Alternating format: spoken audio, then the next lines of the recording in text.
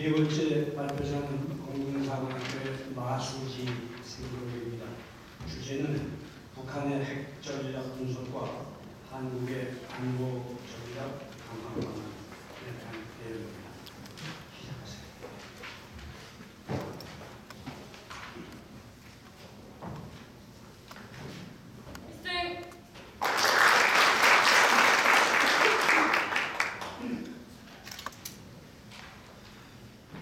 안녕하십니까. 북한의 핵전략 분석과 이에 따른 한국의 안보전략 강화 방안을 모색하기 위한 논문을 발표 주제로 선택하여 이번 발표를 맡게 된 공군사관학교의 마수지라고 합니다. 2014년 3월 북한 통수권자인 박근혜 대통령께서는 네덜란드 헤이그에 방문하셔서 핵안보 정상회의에 참석하셨습니다. 대통령께서는 국제사회의 핵 비핵화 노력을 촉구하면서 세상의 한편에서는 이렇게 비핵화를 요구하는 세상의 한편에서 이와 같이 비핵화를 촉구하는 편이 있다는 한편, 또 다른 세상의 한편에서는 주민 3년치 식량에 맞먹는 가격의 예산을 단 한 개의 미사일을 개발하는 데 사용하며 핵 위협을 강조하고 있습니다. 이에 북한의 핵 능력과 핵 전략을 분석하면서 한국의 핵 억제에 미흡한 점을 지적하고 북한의 핵 전략에 대비할 수 있는 한국의 안보 방향을 건설하면서 논문을 마무리하려고 합니다. 먼저 북한의 핵 능력을 보겠습니다. 핵 전략이 성립하기 위해서는 가장 먼저 핵 무기를 보유하고 있는가를 평가해야 합니다. 핵 무기의 필수적인 3개 요소는 핵 분열성 물질 확보, 그리고 핵 폭발 장치, 핵 실험, 그리고 마지막 완성된 핵 무기를 원하는 지점에 투발할 수 있는 투발 수단이 필요합니다. 현재 국방부가 인정하듯이 상당히 소형화된 수준의 핵 능력을 지금 북한은 달성했습니다. 투발 수단으로는 폭격기, 로켓, 포, 미사일 등이 있는데 현재 북한은 은하 3호와 같은 대포동 미사일이나 은하 3호와 같은 장거리 ICBM 확보를 목표로 하고 있으며 또 가장 최근 SLBM의 개발에 착수하는 모습을 보이면서 북한의 핵 위협과 핵 능력은 점점 증가하고 있습니다. 현재 북한이 구사하고 있는 핵 전략은 다음과 같습니다. 과거 김정일 정권 협상과 벼랑 끝 전술을 반복하면서 북한의 핵 전략을 추구했다면 증가한 핵 능력과 함께 북한은 현재 김정일 정권 강한 압박과 요구를 제시하면서 점점 증강된 핵 위협을 보여주고 있습니다. 그렇다면 여기서 저의 문제의식이 제기됩니다. 과연 한국은 북한의 핵을 억제할 수 있는가? 제 대답은 한미동맹과 핵무장이 있을 때 가능하다. 그러나 아직 독자적인 핵 방어 체계는 아직 미흡하다는 게 저의 전반적인 의견입니다. 그렇다면 과연 억제란 무엇일까요? 핵무기의 엄청난 파괴력 때문에 핵 억제 전략으로 전락한 이후 억제는 다음과 같은 차선적 정의를 가지게 되었습니다. 그중 억제가 성공을 하기 위해서는 상대에게 침략을 통해서 얻을 수 있는 이익보다 손실이 더 크다는 것을 인식하도록 해야 합니다. 그렇다면 반대로 억제가 실패하려면 이익보다 손실 비용이 크거나 혹은 피억제자가 손실 비용이 아무리 커도 상관이 없다는 논리로 나올 경우 억제는 실패하게 됩니다. 전자의 경우는 능력과 의지의 문제를 볼 수 있고 후자의 경우는 피억제자의 합리성이 부족하다는 판단으로 할 수 있습니다. 능력이란 곧 적에게 충분한 피해를 입힐 수 있는 능력은 군사력을 의미합니다. 의지는 상대 국가와 의사소통의 문제로 상대에게 억제하고자 하는 행위를 명확히 표현하는 것을 의미합니다. 또한 합리성은 피억제 국가의 정책 결정자와 정책 결정 집단이 합리적인 분석과 판단을 통해서 손익을 계산할 것인가에 따른 합리적인 판단을 의미하는 것으로 볼 수 있습니다. 그렇다면 현재 한국이 구사하고 있는 핵 억제 전략은 어떤 것이고 북한은 이에 대해서 어떻게 반응하고 있는지를 보도록 하겠습니다. 한국은 과거 1.1 사태, 미얀마 아웅산 폭파 사건, 헬기 사건, 그리고 가장 최근에 있었던 연평도 및 천안함 사건에서 제대로 된 보복을 수행하지 못했다는 평가를 받으며 군의 보복 의지에는 문제가 제기가 되고 했습니다.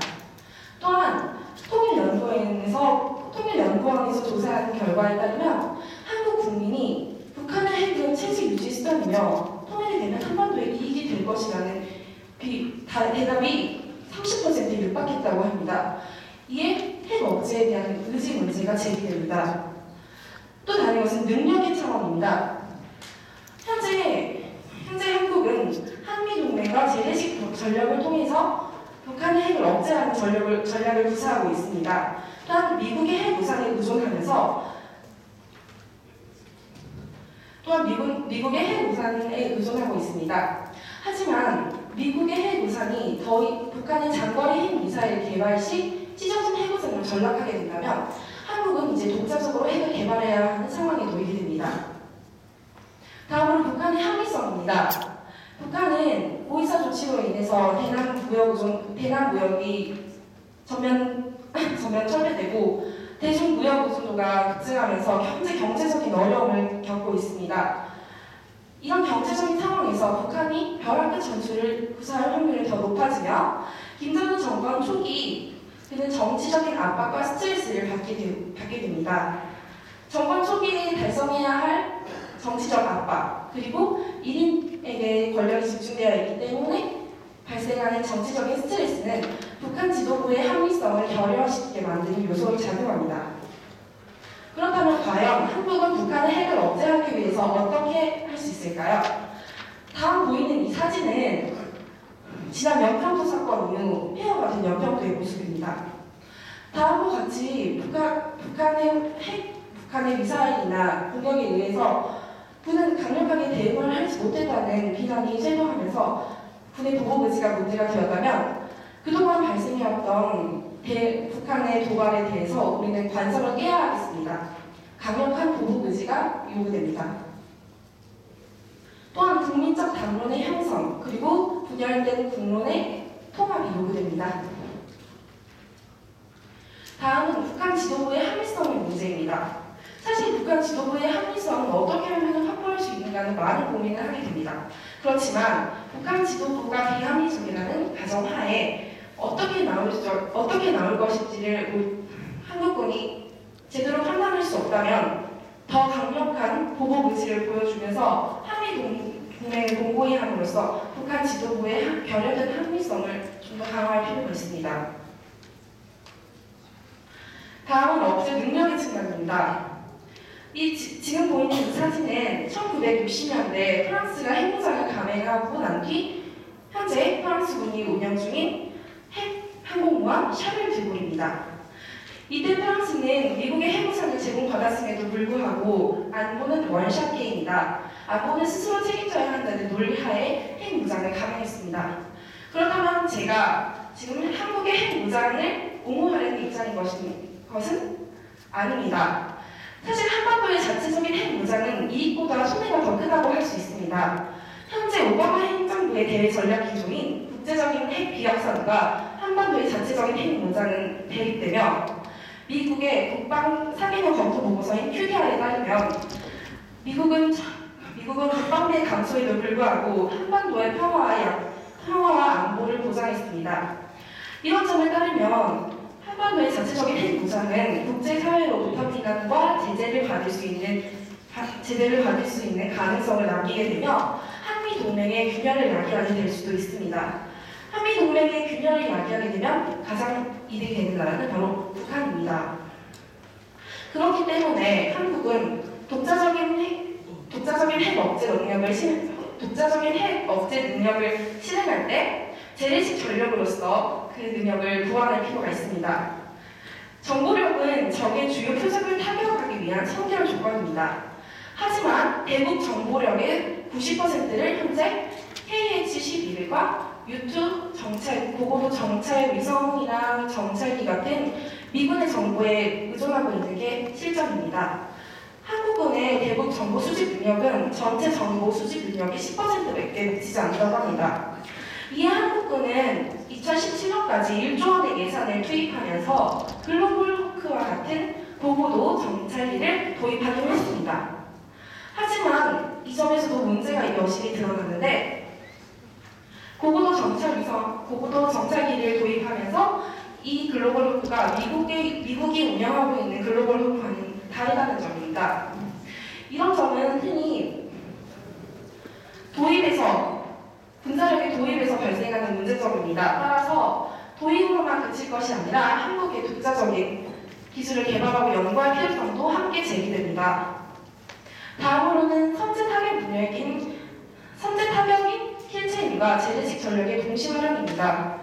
킬체인 같은 경우는 만약 실패할 경우 전면전으로 비화될 확률이 크므로 북한의 방공망을 뚫고 함께 전략적인 마비를 달성할 필요성이 제기됩니다. 따라서 수천만 항공기와 EMP탄을 동시 활용하여 첨단 재래식 전력을 활용하면서 킬체인의 동시 병행할 필요성도 제기되었습니다. 다음은 효과적인 KAMD 구축입니다. 한국의 독자적인 미사일 방어 체계인 KAMD는 많은 분들께서 아시다시피 동말단계 하층 방어 중심입니다. 그렇기 때문에 실질적으로 한국군이 북한의 미사일을 방어할 수 있는 시간은 단 1초에 불과하다고 합니다.